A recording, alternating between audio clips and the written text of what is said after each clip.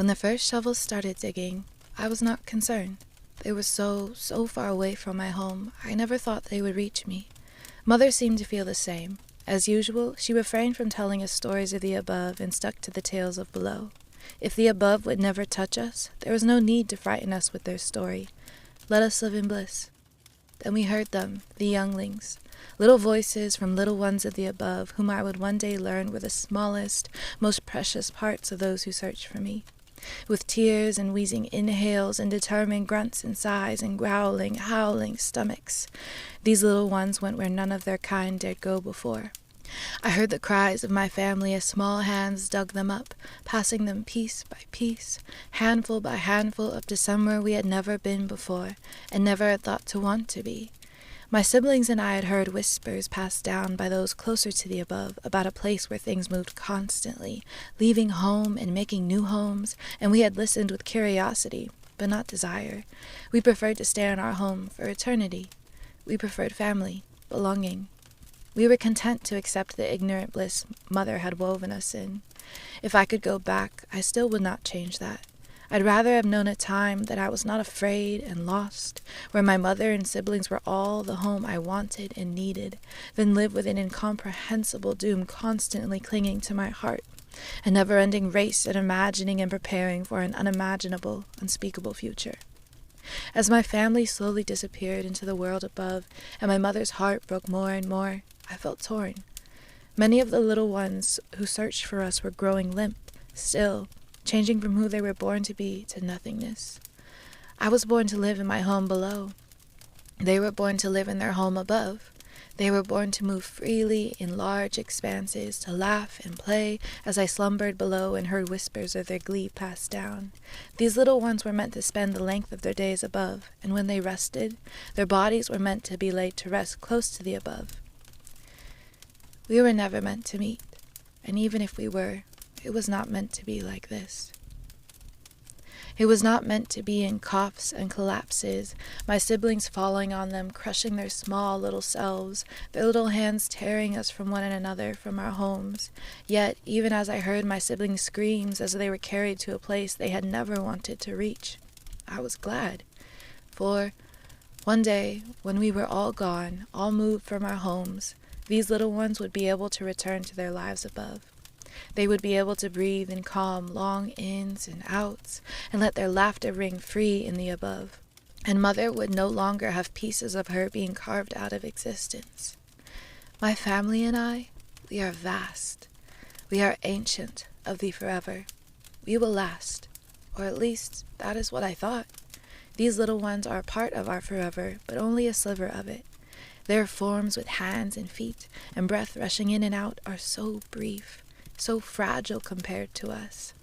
I did not mind sacrificing my home for a time so that they could return to theirs, so that they could experience a small fraction of the freedom I have had long before their kind came to be, the freedom of being undisturbed, content, and with family in the home to which one was born. I was the last of my siblings to be found. Without them, home no longer felt like home.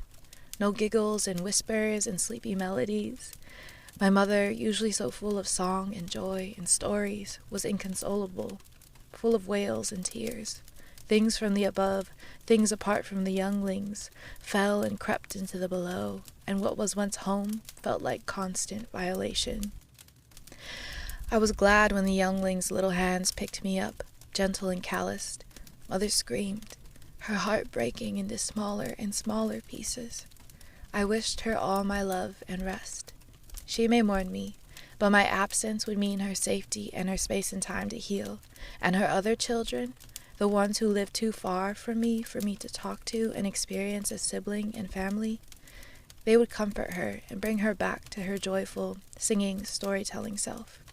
This was my hope as I was passed from little hand to little hand, side to side, up and up and up, until the above hit me.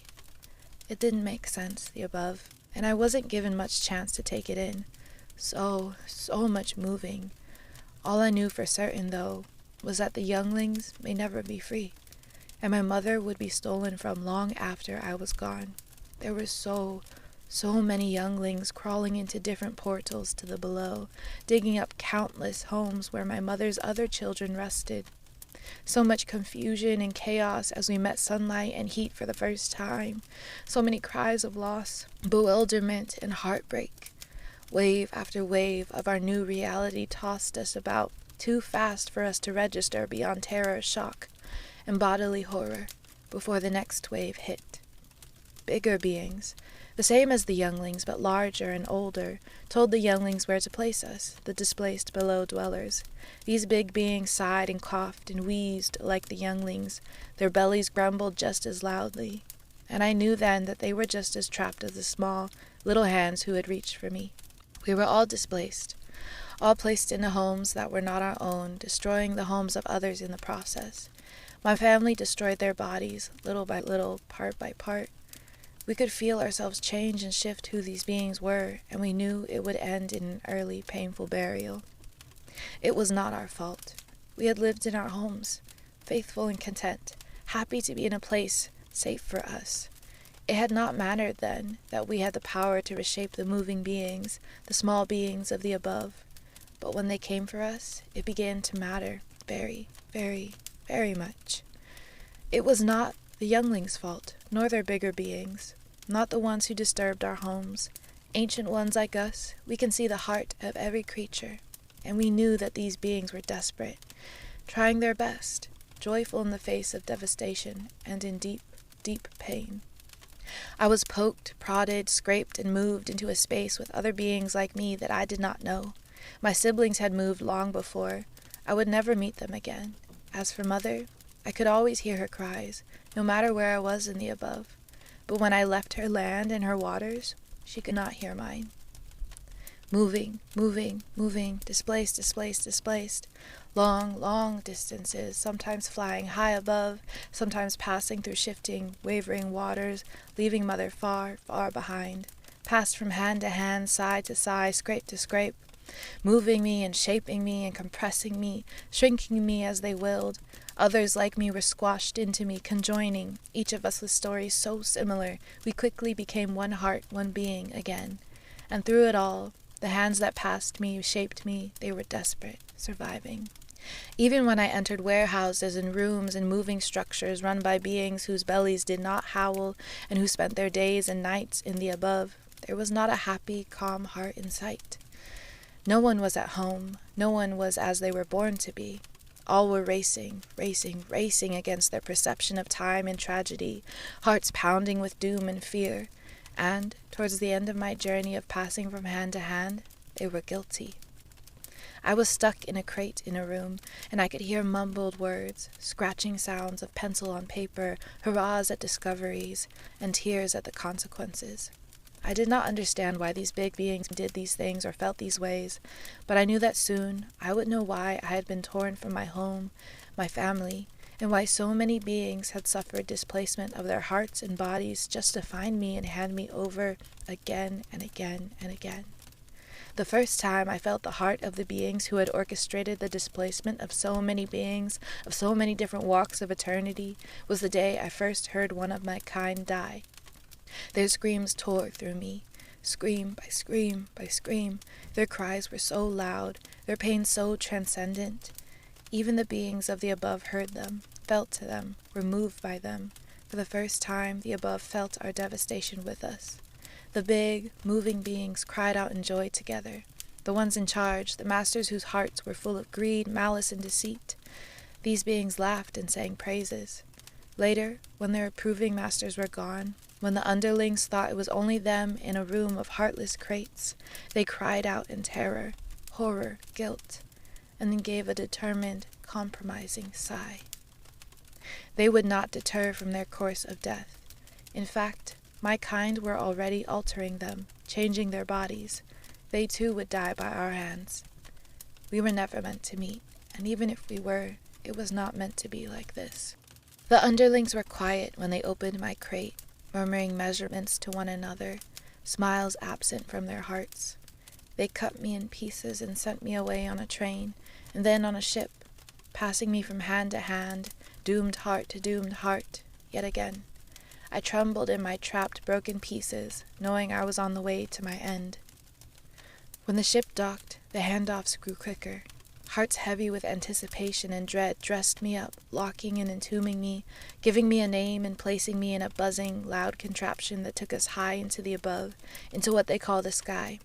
I'd been transported this way before, but this was faster, much faster. I traveled farther than I ever had in one go, flying in the direction of my homeland. I could hear her calling to me. Excited, I was nearing home at such speeds, albeit still a long ways away. I was too weak to reply, and even if I could, I knew she would not hear me. She had not heard my call since I first left her shores. The heart of the breathing being who flew me through the skies was hardened, guilty, compromised, and lethally, brutally determined. Another displaced underling, but this one had more power than all the rest. Even more power than the masters, if only they had the bravery to use it. If only they had the bravery, the foresight to set themselves free.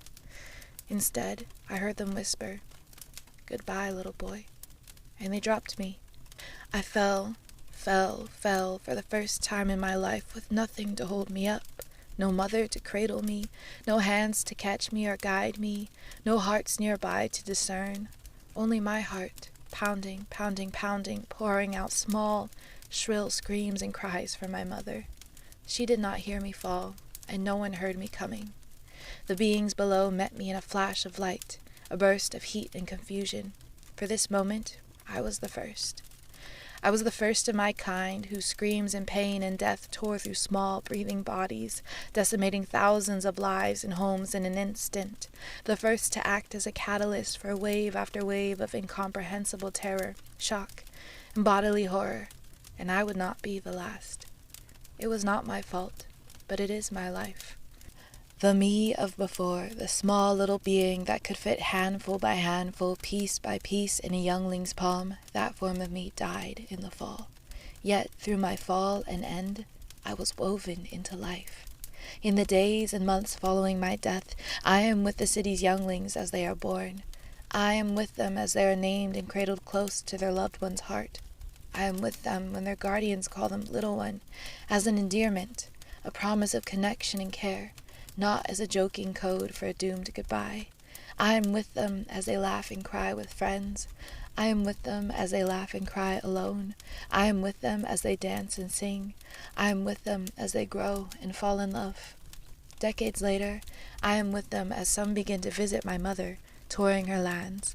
In those visits, my mother calls to me. She cries in delight and asks me how I am, of my world and my heart.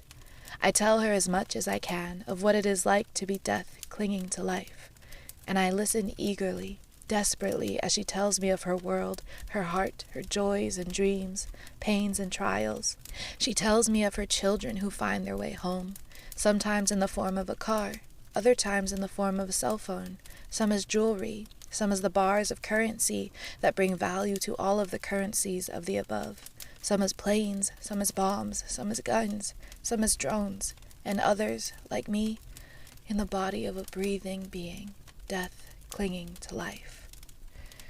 Mother tells me of oppressive cycles that repeat themselves in her land and then spiral out into the rest of the above, like how my pain was spun to horror and set upon a city far from Mother's shores. Each step towards Mother and her people's freedom is mountainous and miraculous, a win for all of the lands and the peoples of the above, defying the malice and greed of the masters of the above, and creating blessed moments in time when what spirals out from Mother is what sprung from her in the beginning of the creation of the breathing beings. Life. The world dances with my mother's joy and rings with her devastation. She is the beat and flow through which the above and the below rise and fall. I have met many mothers, many homelands now. The mother of the land I fell upon welcomes me kindly.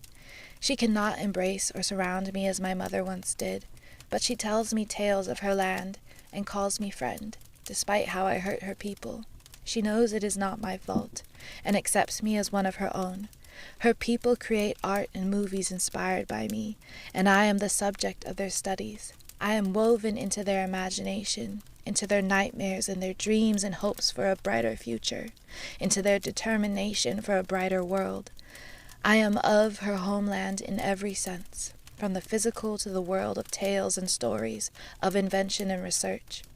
I travel with the breathing beings of her land that I was woven with at my death, journeying through wide expanses and oceans and worlds in their bodies, and I fall in love with their small little slices of eternity, even with all their ups and downs, goods and hates, joyful beginnings and heart-rending endings.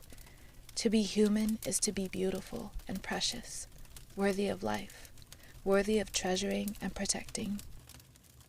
Thankfully, much of me has faded, shifting forms in a way that makes the city I fell on safer for the newer younglings who are born. Typhoons and floods helped clear a good deal of me from the soil. Over the 80 years since the masters of the above orchestrated my murder, parts of me have been spread out so far in the above that they have become their own beings, and I am not sure where they are or how they fare. The beings who turned me into death said I was a partially failed experiment, as not all of me was destroyed in the way they wanted, parts of me bursting into the sky and burning her instead of the breathing ones below, parts of me not bursting at all and falling in clumps instead.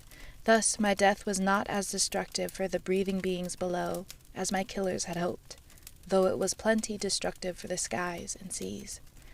If only I had been a failed experiment entirely. On the day I fell, some met me in the womb. Others met me as younglings, others as bigger beings.